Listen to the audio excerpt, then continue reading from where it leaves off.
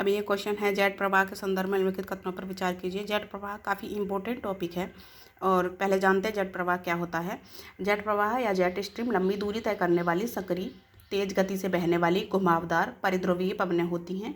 सामान्य तौर पर ये मध्य और ऊपरी क्षोभ मंडल या निचले समताप मंडल में उत्तर पूर्व, पूर्व और दक्षिण पूर्व की ओर बहती हैं।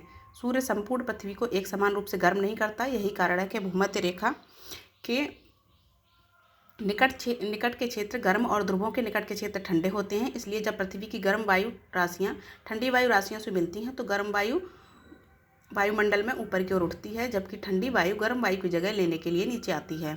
यह गति एक वायुधारा या पवन का निर्माण करती है। जेट स्ट्रीम एक प्रकार की वायुधारा है जिसकी उत्पत्ति वायुमंडल में अत्यधिक ऊंचाई पर होती है। तो कथन एक देखते हैं क्या बोल रहा है। जेट प्रवाह या जेट स्ट्रीम उच्च तुंगता वाली पवनें होती हैं जो केवल वायुमंडल के समताप मंडल क्षेत्र में पाई जाती हैं। तो यह नहीं है, क्योंकि ये बोल रहा वायुमंडल की अत्यधिक ऊंचाई पर होती हैं। और पहला कथन सही नहीं है, यहाँ पर ये गलत है। दूसरा कथन देखते हैं, कह रहा है कि ये सामान्यतः संपूर्ण पृथ्वी पर पश्चिम से पूर्व की दिशा में बहती हैं। तो ये कथन सही है। जेट प्रवाह या जेट स्ट्रीम तेज गति से बहने वाली पवन की सक्रिय पट्टियां हैं जो सामान्यतः संपूर्ण पृथ्वी पर पश्चिम से पूर्व की दिशा में बहती हैं। चूंकि जेट प्रवाह गर्म और ठंडी वायु के बीच की सीमाओं का अनुसरण करती हैं, इसलिए यह पट्टी प्राय उत्तर और दक्षिण की ओर विस्थापित होती रहती हैं।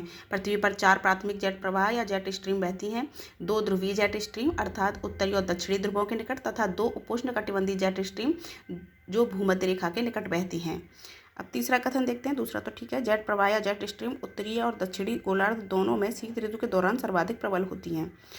दोनों गोलार्ध में होती हैं, लेकिन देखते हैं ऋतुओं का। जेट स्ट्रीम के भीतर पवनें पश्चिम से पूर्व की ओर बहती हैं। चूंकि जेट प्रवाह या जेट स्ट्रीम गर्म और ठंडी हवा के बीच की सीमाओं का अनुसरण करती हैं, हम जान चुके हैं।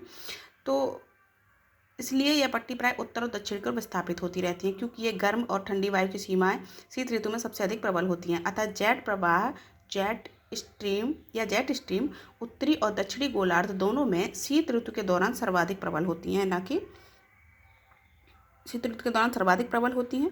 तो यहाँ पर इसका जो ऑप्शन है ये 3 भी ठीक, ये सॉरी कथन 3 ठीक है। तो इसका उत्तर हो जाएगा 2 और 3 दोनों ठीक हैं।